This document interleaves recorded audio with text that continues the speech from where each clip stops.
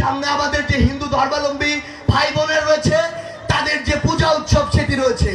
আমরা যেভাবে 5ই আগস্টের পরে তাদের ওই পূজা মণ্ডপের সামনে গিয়ে, বাড়ির সামনে গিয়ে দাঁড়িয়েছিলাম তাদের নিরাপত্তার জন্য, আমরা আবারও এই সামনে তাদের ওই উৎসবে তাদের নিরাপত্তার জন্য প্রয়োজনে আবার ঢাল হয়ে দাঁড়াবো। একটি জিনিস মনে রাখবেন, ওই যে দোসররা, ওই যে দোসরের এজেন্টরা, ওই যে দোসরের দেশগুলো, এগুলো কিন্তু এখনো থেমে নেই। তাদের রক্ত কিন্তু এখনো ঠান্ডা হয়ে আছে। তারা কিন্তু এখনো বিভিন্ন এজেন্টের মাধ্যমে এই পরিকল্পনা আসছে কিভাবে পাল্টা ছবল দেয়া যায়।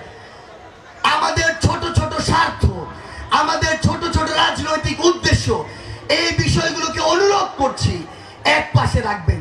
সামনে জনগণের ভোটে নির্বাচিত, জনগণের সরকার হওয়ার পূর্ব